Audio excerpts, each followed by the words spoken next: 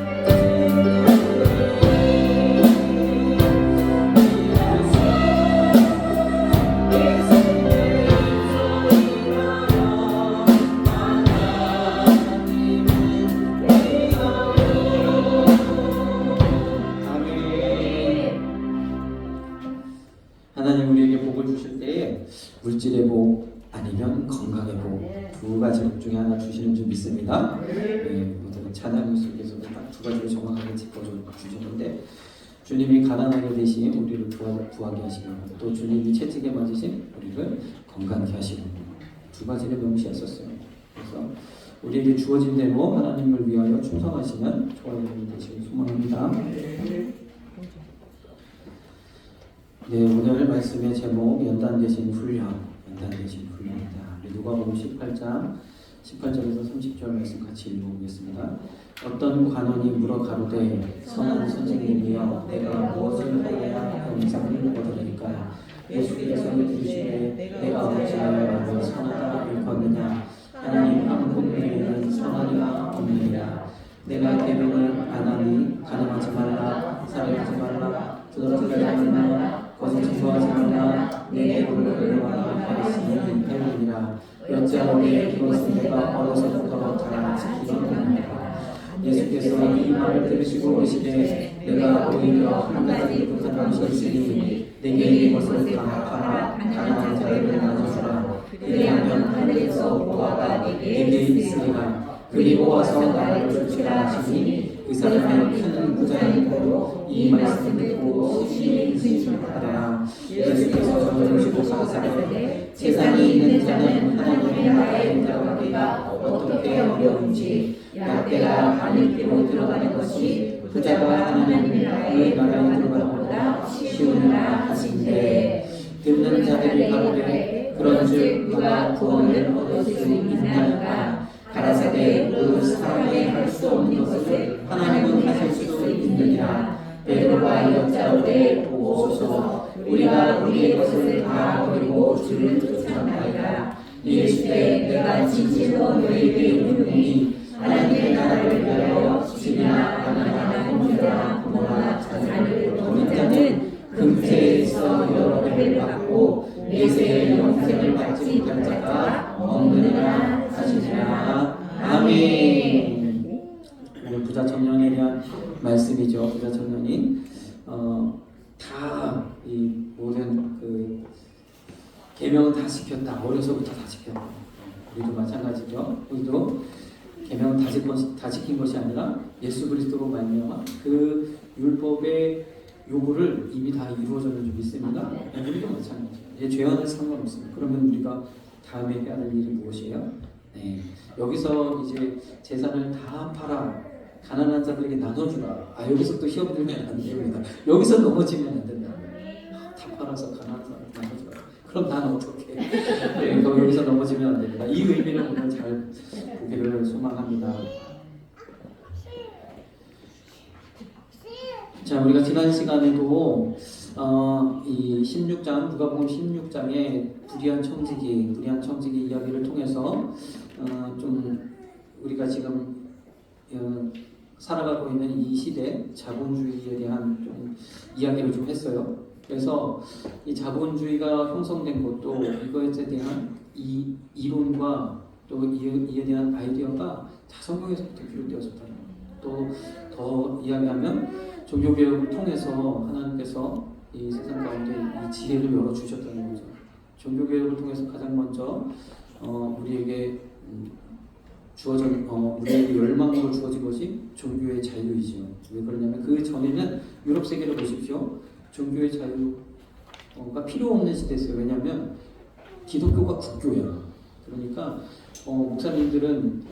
목사님 같은 분들은 사제들은 다 공무원이에요. 나라에서 다 돈 주고 다 먹고 사니까 어떻겠습니까?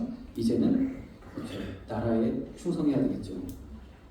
그래서 나에게 돈을 주는 나에게 이 모든 것을 공급하는 국가의 이 권력 앞에서 얼마나 이제 왕과 이 교황과의 사이에 얼마나 큰 세력 다툼이 있었습니까? 이것을 놓을 수 없는 이게 생명줄이기 때문에 그런 이제 시대를 봉건 시대에 살았다가 드디어 말씀으로 돌아가죠. 성경이 각국 언어로 번역되기 시작했고 성경을 읽기 시작했고 말씀으로 돌아가면서 이제 우리 개신교회가 태어났죠. 종교개혁을 통해서 오직 믿음으로만이 구원을 얻고 예수로만이 우리가 구원을 얻는 것, 선으로 구원을 얻는 것이 아니고 선행으로 얻는 것이 아니고 믿음으로 구원을 얻는다.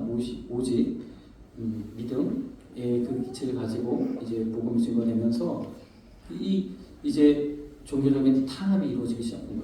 그 탄압이 다른 데서 이루어진 게 아니라 우리가 알고 있는 로마 카톨릭 구교로부터 종교적 탄압이 일어나기 시작한 거죠. 이때에 왕들이 이제 프랑스 같은 경우는 루이 14세, 15세, 영국 같은 경우에는 여러 왕들이 이제 태어나면서 어쨌든 재위하면서 이 왕들이 그 종교개혁의 그 방향을 따르느냐 아니면 과거 카톨릭의 방향을 따르느냐에 따라서 이게 이 개신교회, 개혁교회의 운명이 막 왔다 갔다 하는 거예요.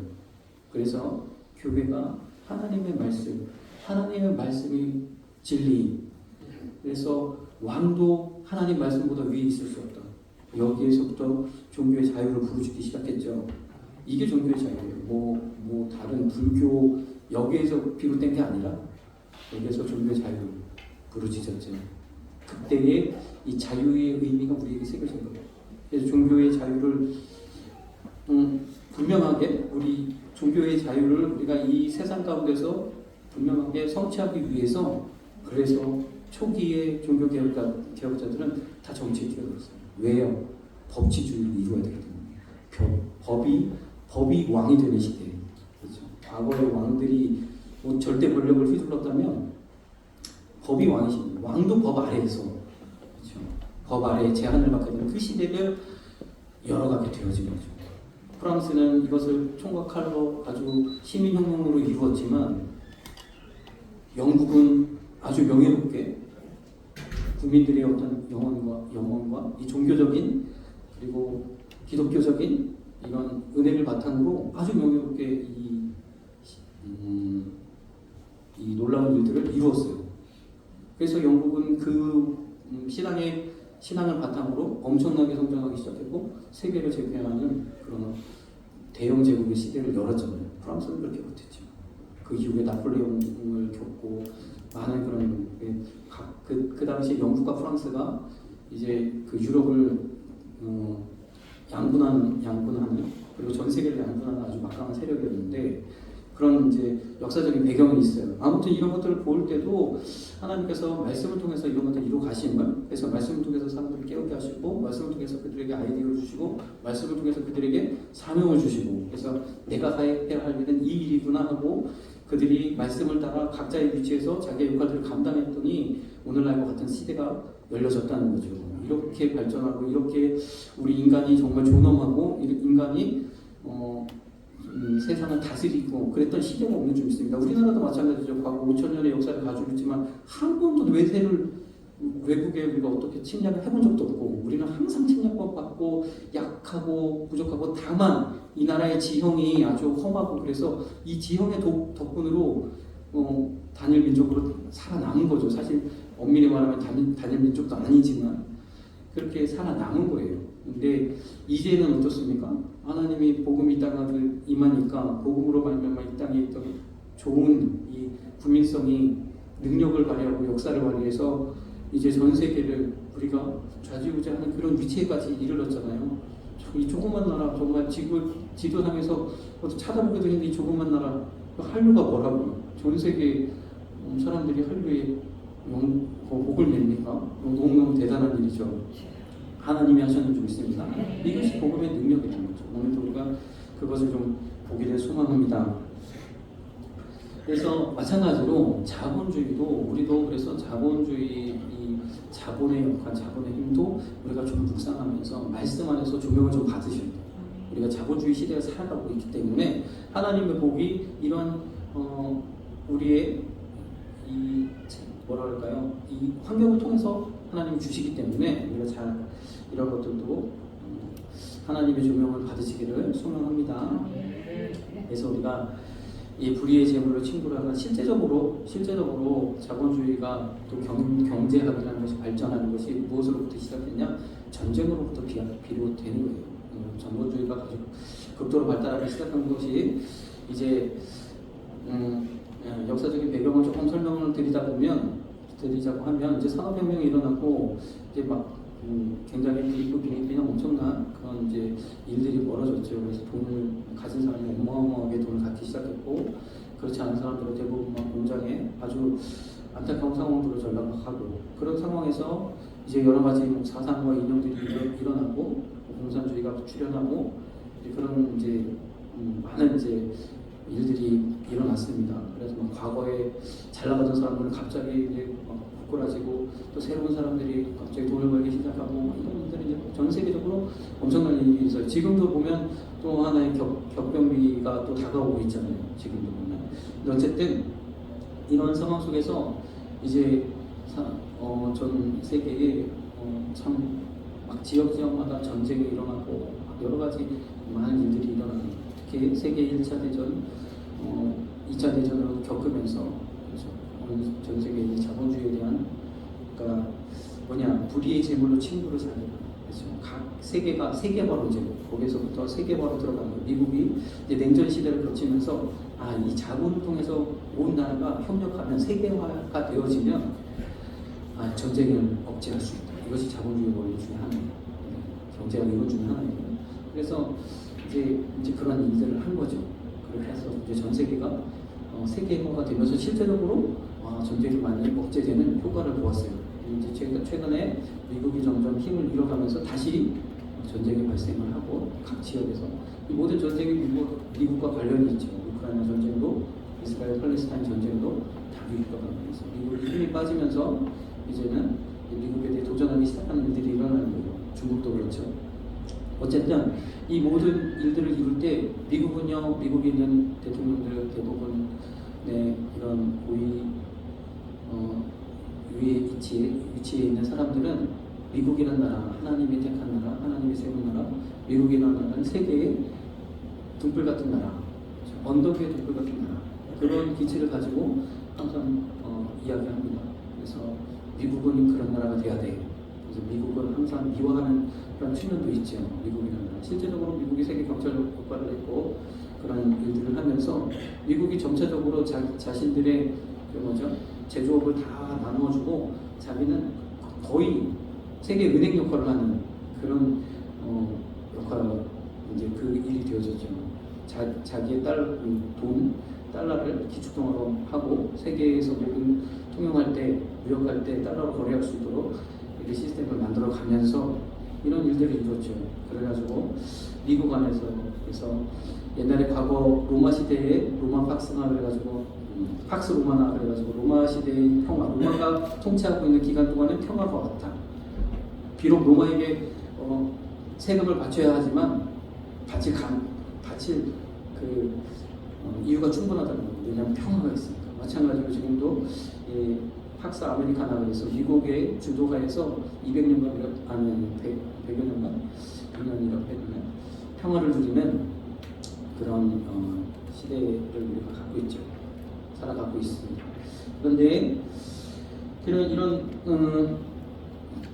그런 모든 것들을 볼 때도 이 하나님께서 이 말씀 속에서 은혜를 누리고 또 기도하면서 이 세계를 이루었던 이런 믿음의 사람들이 각자의 자리에서 역할들을 감당했기 때문에 이러한 일들이 또 되어졌는 줄 믿습니다. 그래서 여기 청재기가 물론 여러 가지로 우리가 이제 이 말씀을 바라볼 수 있겠지만 우리가 이제 약간 경제적인 측면에서 바라본다면 이 청재기가 잘했다 칭찬을 받았던 이유는 자신이 가지고 있던 권한을 가치를 전환했던 거예요. 그렇죠? 가치를 전환해서 이것을 선으로 바꿈으로 이후에 자기가 직업을 잃었을 때 다른 사람들로부터 도움을 얻을 수 있는 이것을 만들어낸다는 거죠. 또 다른 생산성을 만들어낸다는 거죠. 이것이 자본의 역할이다. 돈의 역할이다. 돈이 다른 어떤 우리 부를 가져다 주는 어떻게 우리가 부자가 되는 그래서 우리가 돈방석이 아닌 그것이 아니라 이런 또 다른 생산 수단을 가져다 줄 수 있는 이런 도구, 이게 바로 자본주의의 기본입니다. 자본이라는 것이 또 다른 생산 수단. 그래서 아주 단적으로 자본이라는 것을 이야기하면 자산과 자본은 다르다는 거죠. 자산은 내가 집이 있으면 그게 자산이에요. 근데 이것을 돈으로 환산하는 것이 자본이에요. 다시 말해서 우리의 시스템으로 얘기를 한다면 내 집을 담보로 대출을 받는 거예요. 이것이 자본이라는 거죠. 이 대출을 받으면 어떻게 합니까? 그 대출을 가지고 열심히 활용해서 이익을 남겨서 나도 줬고 어떻게 된? 이 돈을 빌려준 은행도 줬고 은행은 그래서 나의 이러한 생산성을 믿고 돈을 빌려줌으로써 함께 투자하는 그런 개념이 되는 거죠. 그래서 청지기의 지혜는 가치를 전환시켰다. 그러면 이 가치를 전환시키신 분이 예수 그리스도라는 거예요. 예수님은 하나님의 지혜를 버리시고 그 권리를 버리시고 우리를 위해서 다주시고 죽기까지 복종하심으로 온 인류를 구원하시는 놀라운 일을 이루셨습니다. 이것이 마찬가지로 우리가 자본, 돈이라는 것도 이런 개념으로 받아들여야 된다는 거죠. 하나님의 위치를 구속의 은혜로 전환하시는 예수님.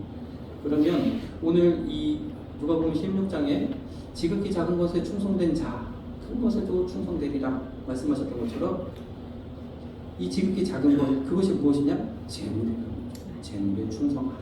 아니냐? 지난 시간에도 말씀드렸지만 재물에 충성하는 것, 이것을 하나님이 기뻐하신다.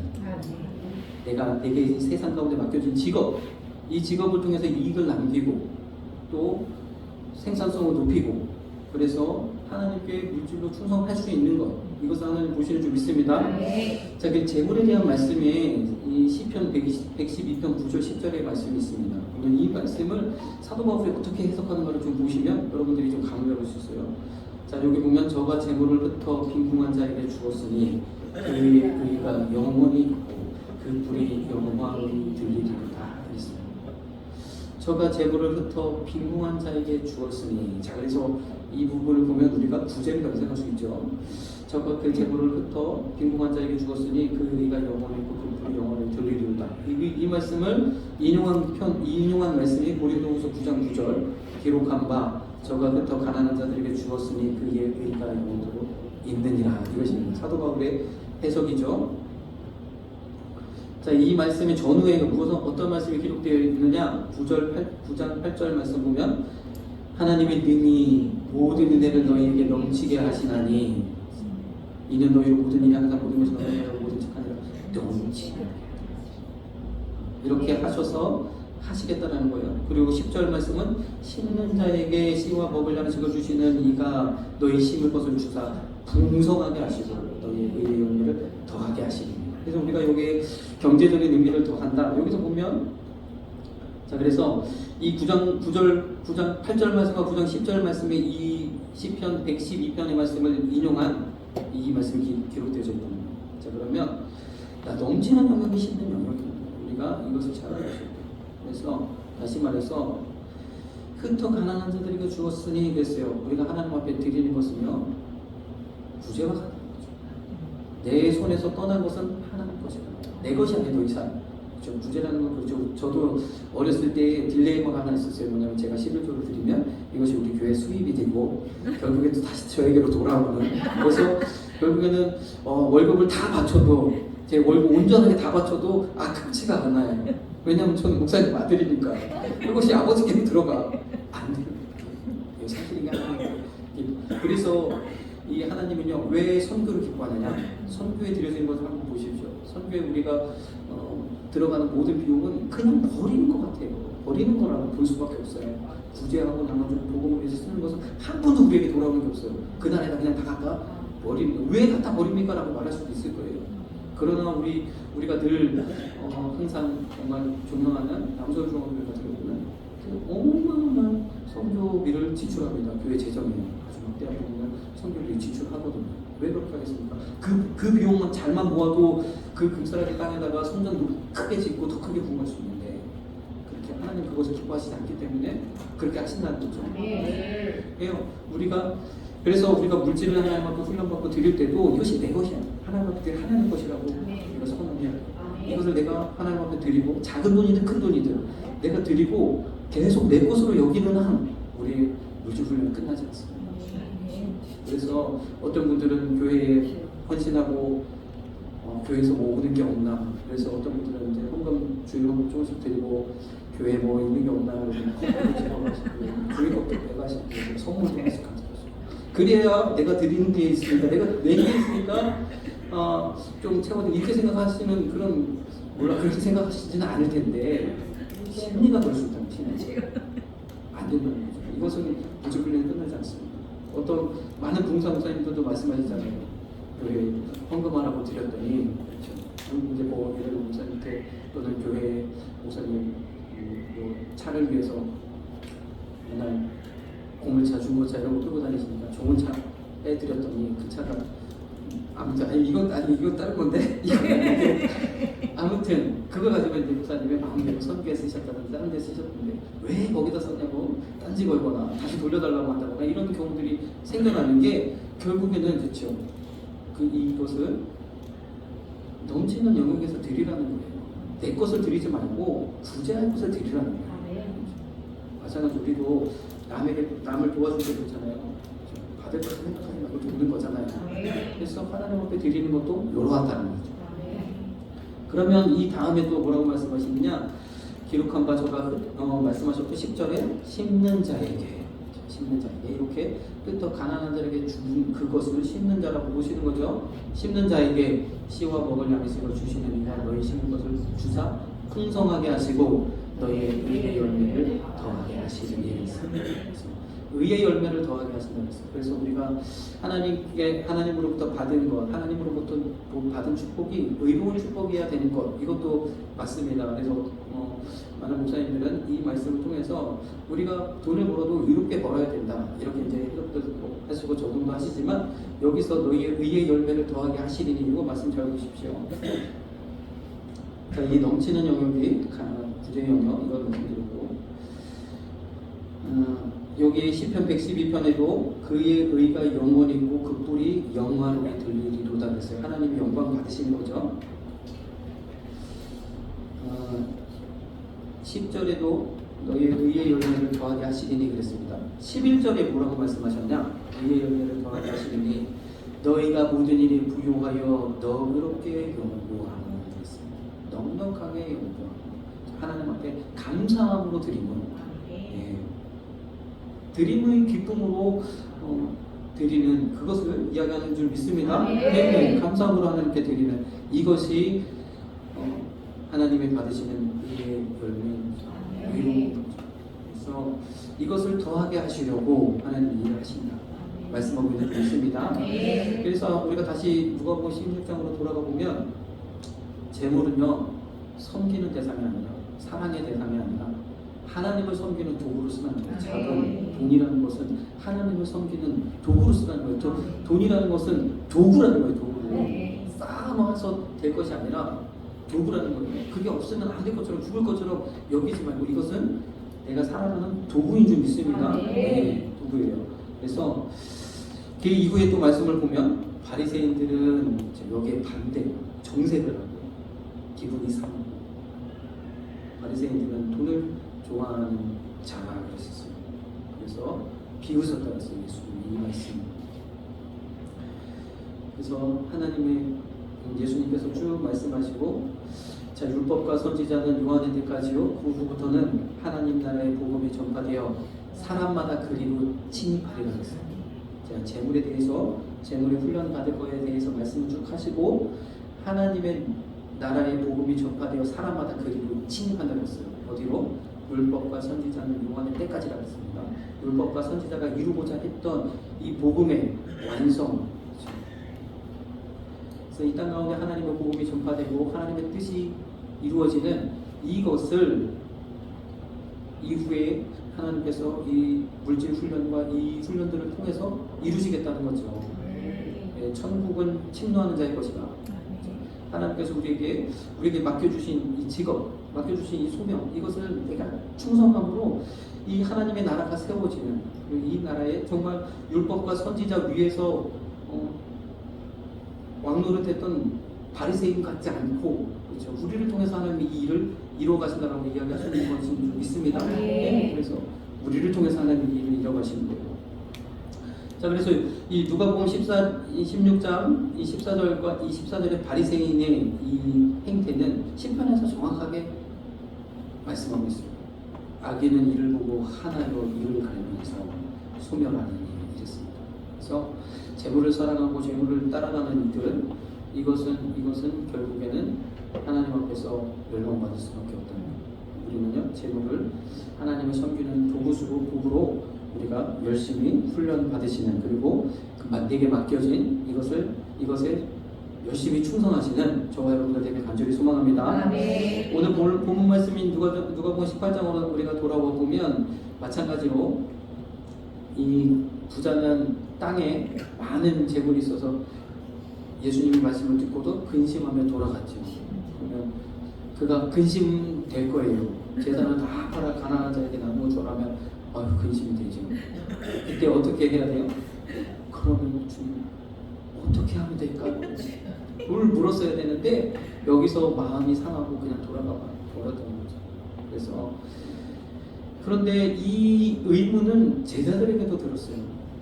왜냐하면 부자가 하나님 나라에 들어가는 것이 이렇게 어렵다. 이 부자는 어떤 부자? 돈을 사랑하는 부자. 그래서 하나님 나라에 들어가기가 어렵다면 돈에 한번 매이면 오늘 그래서 말씀하셨죠. 보물을 하늘에 쌓아두라고. 다시 말해서 이 재물은 도구인 것을, 이 자본은 돈은 도구인 것을 알아서 그것을 하나님을 섬기는 그런 것으로 우리가 사용할 때 이것이 하늘에 쌓는 것입니다. 이것을 통해서 하나님께서 놀라운 일들을 이루십니다. 그래서 그런즉 누가 구원을 얻을 수 있습니까? 누가 천국에 갈 수 있습니까? 하나님은 하실 수 있느니라. 아멘. 하나님은 하실 수 있습니다. 하나님의 방법, 하나님의 특별한 이런 훈련이 필요한 줄 믿습니다. 그래서 우리가 이 세상을 살아가는 데 있어서 가장 먼저 이 물질 훈련을 받는 겁니다. 우리가 이 물질에 대해 우리가 훈련을 받을 때에 제가 생각해 보니까 두 가지 양상으로 나타날 것 같아요. 무엇이냐면 훈련이냐 아니면 연단이냐. 여러분 훈련을 받으시겠습니까? 연단을 받으시겠습니까? 여기 보니까 말라기서 3장 3절 보십시오. 말라기서 3장이 어떤 말씀인지 아시죠? 11조 말씀 나오는 그 말씀이에요. 그때 그 은같이 그들을 연단하니 그랬어요. 하나님 연단하시겠다 그랬어요. 그리고 나의 헌물과 11조를 도적질했다. 이렇게 말씀하셨잖아요. 그리고 여기 이렇게 말씀하셨어요. 그것으로 나를 시험하라. 훈련을 받으라. 이 말씀인 줄 믿습니다. 자, 훈련을 받든지 연단을 받든지 둘 중에 하나예요. 신명기 8장 17절도 이 훈련을 받든지 연단을 받든지, 그렇죠? 이렇게 훈련을 잘 받아서 하나님께 이 훈련이 잘 된 사람은 하나님께서 어떠한 은혜를 주신다? 재물 얻을 능력을 주십니다. 이 자본주의 시대에 하나님의 돈을 몰아서 그에게 가져다 주실 줄은 믿습니다. 한 번도 우리에게 하나님께서 이 놀라운 일을 행하신답니다. 전혀 불가능한 일입니까? 절대 그렇지 않습니다. 하나님이 일을 행하십니다. 자, 그래서 여기도 말씀하죠. 하나님 나라를 위하여 집이나 아내나 형제나 부모나 자녀를 버린 자는 금세에 있어 여러 배를 갖고 내세의 영생을 갖지 못한 자가 없느니라. 이 말씀이요, 내 것을 다 버려라. 훈련을 받으라. 디모데전서 4장 8절 말씀하고 정확하게 일치하죠. 육체 연습을 약하는 유익이으나 경건의 연습은, 경건의 훈련은 범사에 유익하니 금생과 내생의 약속이 있느니라. 예, 그래서 우리가 연단을 받든지 훈련을 받든지 둘 중에 하나라는 거죠. 베드로전서 1장 7절에는 불로 연단한다 이러면서입니다. 그보다 금같이, 정금같이 우리를 불로 연단하시기 위해서 물질의 연단 가운데로 집어넣으신다는 거예요. 그런데 우리는 연단에 들어가지 말고 훈련에 들어가셔서 그 고난을 통과하지 마시고 하나님의 군사로 성장하시는 저와 여러분들에게 소망합니다. 지금 시대는 훈련이 필요한 시대예요. 지금은 시대는 연단의 시대가 아니라는 거예요. 과거에는 연단이었죠. 모든 것이 환란이고 모든 것이 힘겹고 어려운 연단의 시대지만 지금은 훈련의 시대인 줄 믿습니다. 그래서 특별한 연단을 하나님이 제하여 주셨어요. 훈련 받으라고, 훈련하라고. 그래서 훈련 받는 교회는, 훈련이 잘 되는 교회는 성장하게 되고 부흥하게 되어 있습니다. 우리도 훈련을 받아야 될 텐데 연단의 과정을 한번 보십시오. 로마서 3장 8절, 로마서 5장 3절부터 우리가 쭉 보면 잘 아시는 말씀이죠. 환난 중에도 즐거워. 물론 환난 가운데도 기뻐합니다. 그러나 조금 그래요. 환난 중에도 즐거워하는 이는 환난은 인내, 인내는 연단은 소망을 이루기 때문에 기뻐한다는 거죠. 소망이 있기 때문에 기뻐한다는 거예요. 환난 자체는 힘들지만, 어렵지만, 눈물 나지만 소망이 있기 때문에 우리 즐거워할 수 있다는 거죠. 연단의 과정은 이사야는 이렇게 말씀하고 있습니다. 너를 고난의 불. 우리는요, 이 연단을 빨리 끝내고 훈련으로 넘어가야 되는 것입니다.